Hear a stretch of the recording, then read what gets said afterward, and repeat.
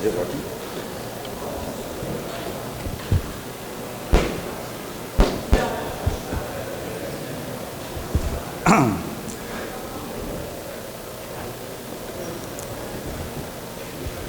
Okay. Hello, everyone. My name is YoungHwi, co-founder and designer of Hunttown. I actually prepared my Chinese introductions just right before, but I completely forgot, but I may try. 大家好，我叫赵文伟，我是韩国人。Thank you. Yeah.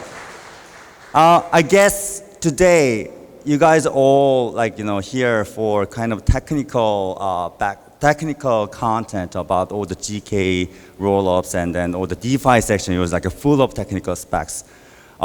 My session is probably the only user experience matter. I'm not sure how many UX designers here or product designers or any designer types of designers here. 1, 2, 3, just 3, yeah. Developers, any types of developers? Okay, project founders or marketers. It's really actually good competition. We can just launch a hackathon here now. We can team up. So I actually been in this industry as a product designer over so far almost 8 years, and then before that also I have about 4 years of Web2 product design. So in total almost 12 years of designing, and then yeah, I was in the beginning, in the junior level, it was terrible designer, and then after I launched more and more, I kind of have lots of lessons learned. So today, I'm gonna share about my lesson learned with you. Probably my methodology maybe not be the correct answer, but you can actually have some into your product. Before I joined Web3, I actually started from Web2 product, a kind of social application called Bark. This was kind of actually funny app, everyone can become a dog character and then they can bark each other within 1K, anonymously. It's kind of like a metaverse, right? And surprisingly, it's more than 10 years ago, but there are still users using it. Even in Taiwan, I found a couple of users here. Yeah, it was a really funny app, and then after that, how many people still remember Steam blockchain here? Nobody, Jesus. Back to 2017, there was a blockchain called Steam. That was one of the actually most top 10 famous blockchain. It was a social types of blockchain. And I was fascinated by the vision. So we suddenly jumped into Web3, and then we made steamhunt.com, which was a kind of Web3 product hunt on top of Steam blockchain. And then back then, 2018, it became world's 7th largest DApp at some point because of Steam blockchain, not my glory. And then after this, I suddenly come up with some protocol design. This is my first ever some Ethereum protocol design called Never Lose That Money. As a kind of personal trader, I'm actually a terrible trader. Whenever I buy something, and then my friends are really freaking out, oh my God, Project 7 purchased something. This is a top, and then yeah, it was top, and then it's sliding down. And whenever I buy something, and then whenever I sell something, and then my friends really exciting. Oh my God, this is a really good time to get in. And then yeah, it was a bottom point. So for people like me, I had to just hold it for a long time, right? So that's why I made this. This is when you put, when I put my 5 Ethereum for over 10 years lockup condition, and then if I break my O, then I have to pay 10% penalty, and the penalty goes to another holders, as a bonus. So that, yeah, obviously I don't want to share my precious Ethereum to other people. So, this is a really good method, a protocol to make users hold it for a long time. And after that, I suddenly started to have lots of interest in the more front-end users, people like me who cannot do code. I can do a little bit code, but it's not a production level. And also for the normal people who kind of jumping into Web3. So I made Mint Stock Club, which is a bonding curve-based token launching platform. When you launch your token, it's more difficult part is to make the stable liquidity pool, right? And it takes a lot of money. But by using bonding curve way, then you don't need to create your physical liquidity pool because the bonding curve creates a single automated liquidity pool. So you just focus on your token consumption. After that, I also launched DixelClub.com, which is also no-code, non-fungible token launching platform, even without any design efforts. So this one actually become quite popular in Korea. Lots of artists and lots of people actually use this for their membership NFT or their like a DAO, like community DAO things, and then the event tickets. And after that, oh my God, I'm becoming like tired because like I keep launching. What if we make some community to make all the Web3 builders in one place to help each other to make something together, not just by alone. So I made Hunt.town. This is like a Web3 builders build, Web3 builders guild. So yeah, as you can see, I actually design more than dozens of products per year, including the product not launching. So obviously over the 8 years, I have a lot of lessons learned, and I bring here just 8 the most important lessons I can have. And also, I think these lessons also can be applied for non-designers, especially developers. You guys really should know this because you're coding, and then maybe your coding will affect directly to designer because designer mostly does not know about the technical background. So they're gonna just like, whatever they do, like the developers ask you to do, they just design it. So that's how it happened in this world. So you guys should also know about this lesson learned. All right, the most important part of my design principle is that not just for UX designers, everyone, especially the developer, they really should know your targets very, very deeply, especially for designers actually, because I don't know why, but designers tend to, first of all, not to know much about the technical background of the product, and also not users, because they, maybe we can see how they become designer. Usually they go to the design school, which is really fancy, and then they kind of are trained to become like a exquisite craftsmanship, like like an artist. They learn a lot about design skills and art, and then they work for as a designer, and then they went to like a Web3 design, and then this is what happened. Like they kind of pressure to sell, not design something. Whenever they design something, and then people challenge it, like, people are not using it. People are not putting the money into it. So you guys have to focus on that like a salesman. So which is kind of frustrating for designers. But which is really important actually. Designers must know the users extremely deeper way. Like if you're doing DeFi project, then you should be a degen by yourself. Like me, I mean, involuntarily, I became a degen. Like when I'm launching the Never Lose the Money, before that, yeah, I put a lot of money, like not a lot, but my own money, into lots of different like a staking, yield farming protocol, and then some things got rocked, and then scammed, and then just like profiting down, and then I became involuntary degen. But once I become degen, I could start to understand like what points making them like a happy or meaningful, frustrating. So those parts is really important for designer to understand. So yeah, understand your users deeply is the most important rule. But rule number 2, and many people actually confused about this concept, making something simple is not getting rid of. Really many people actually confused about this concept. So for example, I found this hilarious photo on the internet, like some professor's office, and then it looks really messy, right? So I wanna, like, how even does he can find something here from, right? So some students really wanted to help his work, right? So he cleaned up everything like this, and then yeah, obviously the professor must be super angry, like even he cannot find something here, it's because it's not his way. So this is the key point. Making simple is not getting rid of. Making simple is making it clearer for the users.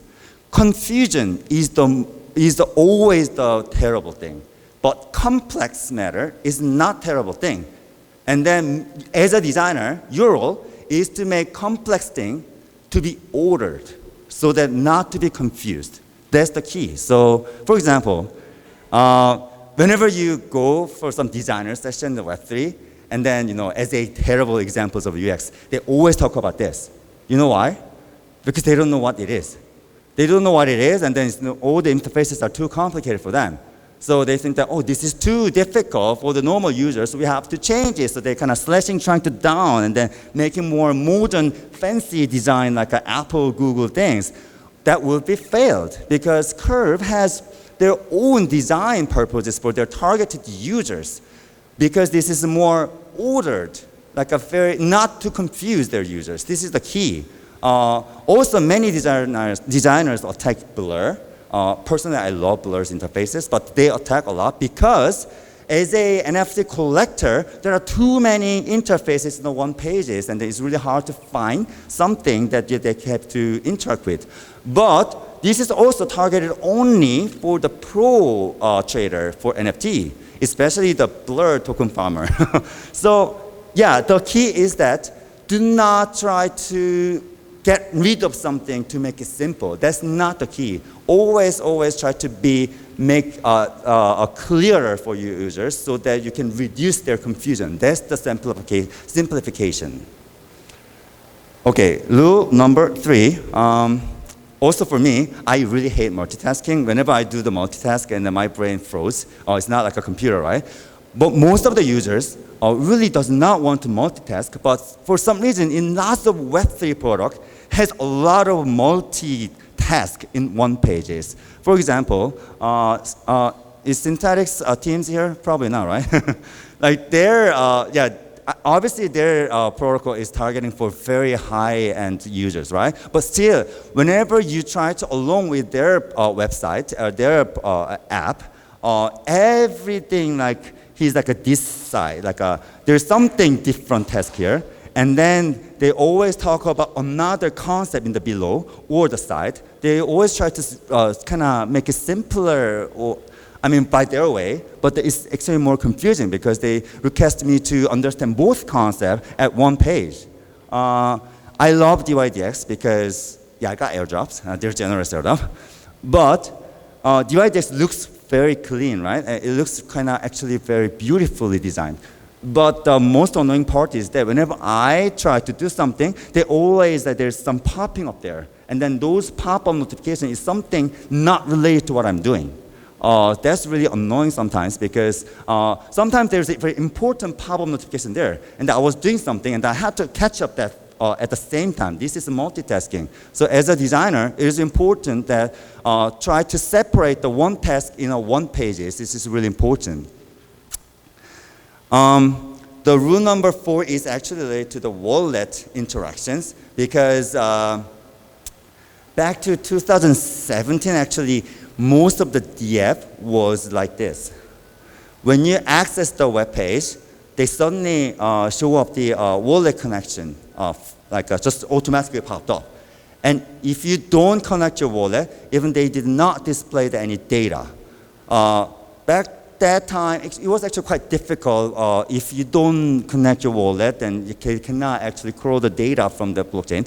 But now there are lots of solutions like APIs for that, like Infura, you can use that. But still, there are many DApps, suddenly, users trying to just scroll down, and then they keep annoying them by unexpectedly hit from the MetaMask or wallet connections. So as a developer, actually, you really should not put this like that. You have to wait the users until the point of the sign up or trying to do something. Then you have to put this, not in the beginning.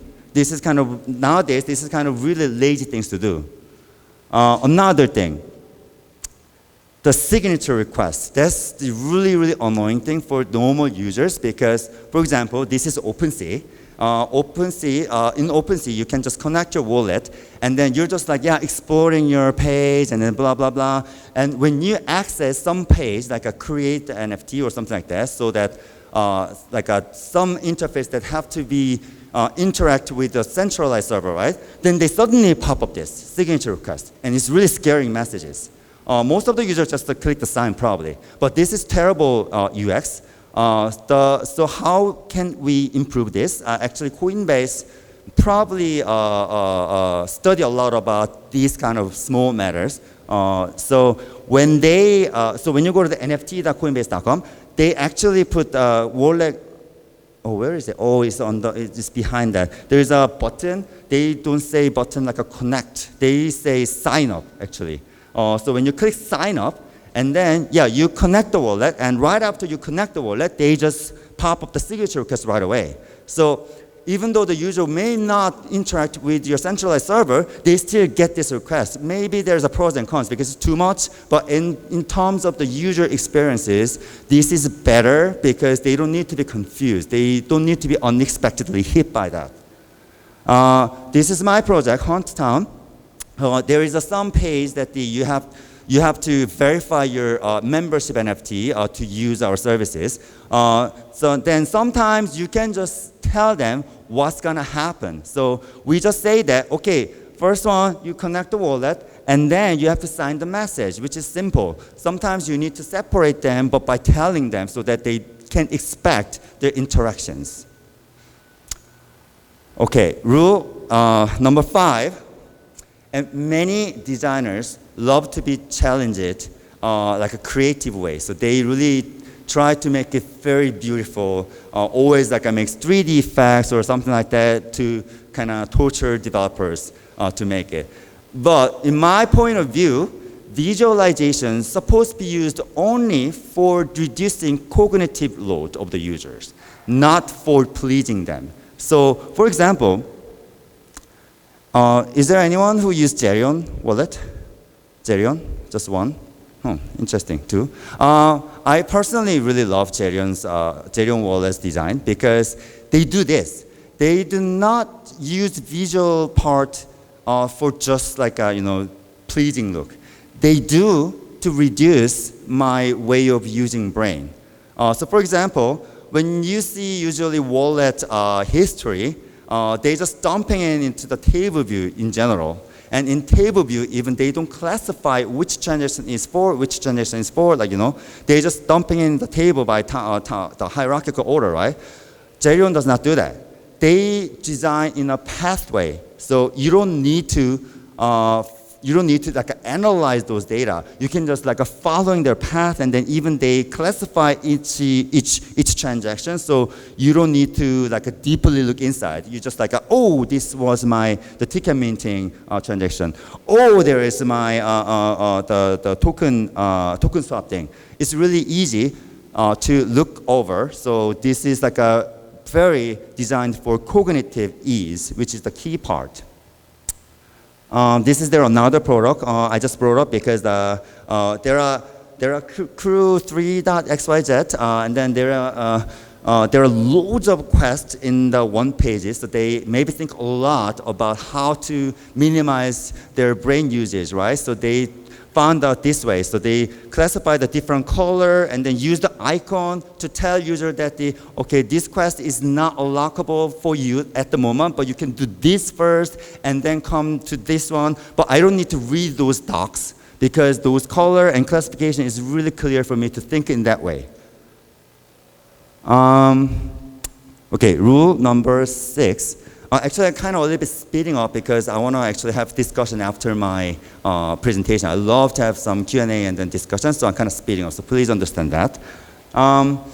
UX design actually does not just for apps and web, but for some reason, many designers really hate to do something other than apps and website design. I think this is because of the design schools. Design schools just train them to make something like an artistic way, like a product. And they sometimes define product just for the website, application, those software things. But especially in Web3, that's not at all.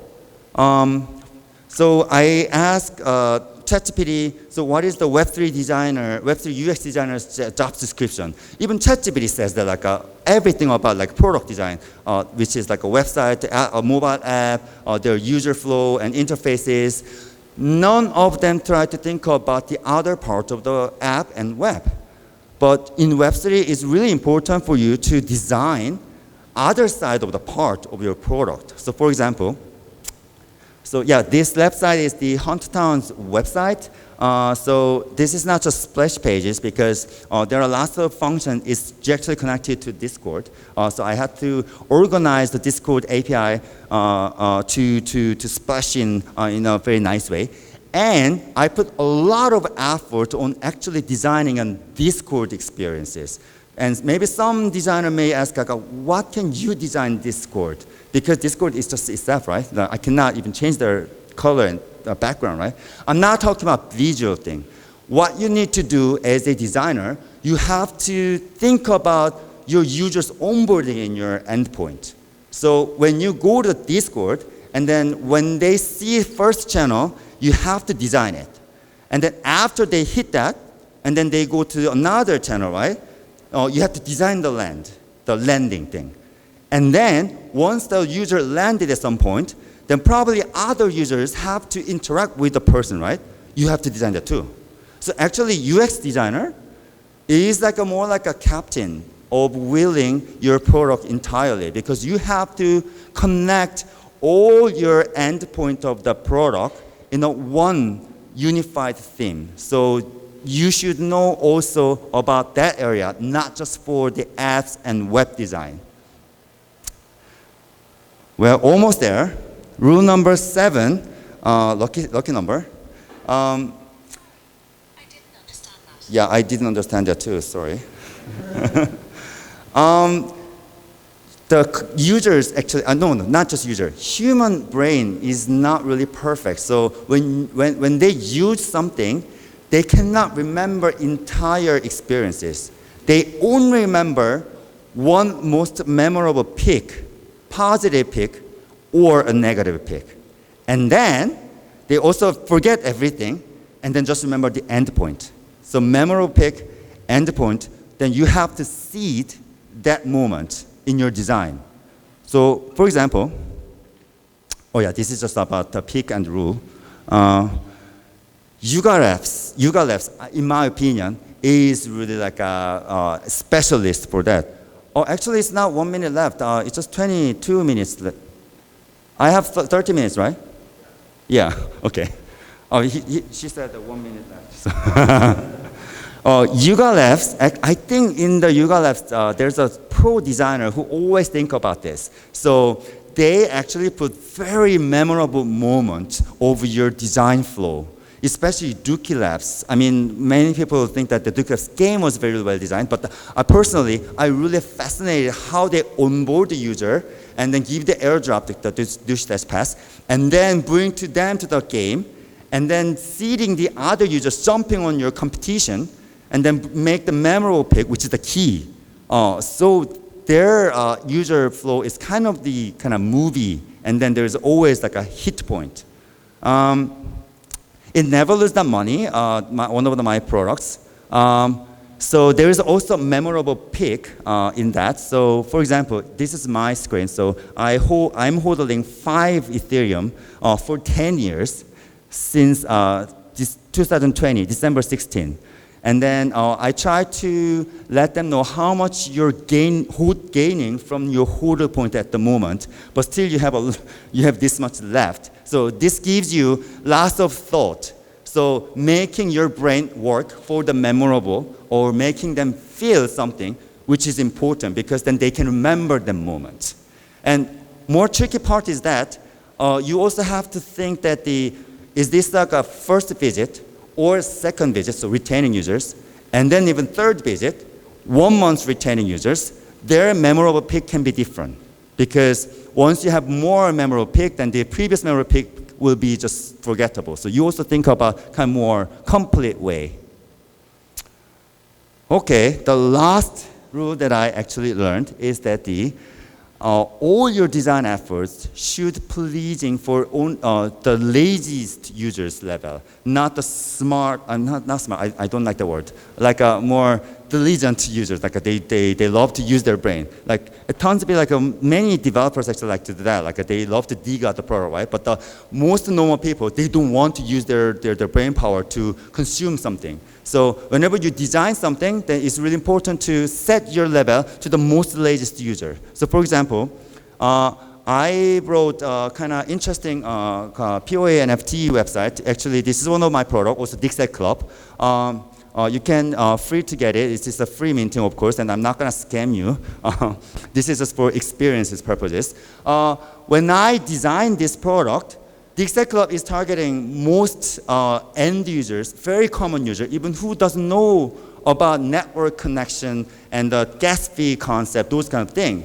So what we design is that, first of all, this is by Polygon chain, and then probably the first user who has the wallet, then there's the Ethereum is the main network, right? Then they have to change the network. So once you connect your wallet, and then we detect the network, and then we just add Polygon network right away by clicking the button, and then change it. And then after that, we check their balances, and then if the wallet is a new user and there has no matic balance, we send very small amount of matic automatically, so that the user does not even understand what the heck is the gas fee things.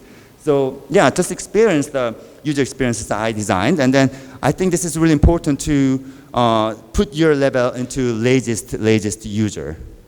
So this is my humble 8 lessons. If anyone wants to just take a picture, yeah, free to do that. And I think that even developers also should know about these 8 things, because it's really beneficial for you to code something and then you think about these 8 design rules. Okay. My last message that I want to say is that not just for UX designers, if you're a founder, you should be a storyteller. You should be really storyteller, not the visual teller. Visual teller is not good. Storytelling is always the best, because that makes your users very impressed, and then they stir their knees. Tonight, I have a fun side event actually I'm organizing called Avengers, because I'm here alone, I'm not with my team, so I had to do something fun side event. So what I organize is that we just gather a team and then hopping around the side events together, and then after the side event, we're gonna just go to bar hopping near there, and then I'm gonna pay all the drinks and beer for the night. So yeah, if you're interested in, you can just sign up this one. All right, thank you so much. Do you have any question? Please ask any question after this. Thank you.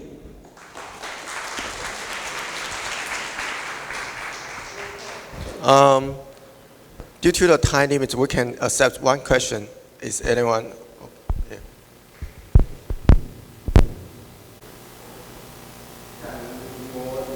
Into the blockchain space, because this is we need to, them to design a better DApp to onboard the users. Hey, hello. So I want to ask that from your perspective, like compared to Web2 development and Web3 development, what do you think is the key difference in UI user design or like this kind of stuff? Yeah. This is a really good question, because actually the biggest difference is not about like an on-chain transaction or blockchain interaction thing. It's about the total population of the user you can test out. So if you're in the Web 2, usually you follow the design process traditional way. So you do some user interview and then find out the glitch part and then do lots of beta tests, A/B tests. You know, there's lots of methodology, right? That cannot be applied to the Web3 because there are no users that much. Even the whole total users who has at least 0.01 Ethereum in the world is just 21 million addresses. 21 million in the world. So even you cannot think about A/B tests in the Web3 design. So that's why it's really hard to find out which interface is going to work for this target, because you don't have any traditional methodologies. I think this is the key differences between Web 2 and Web 3. So you have to develop your own methodologies, not the traditional way of design process. YoungHwi giving this wonderful talk. Thanks again. Thank you. Thank you.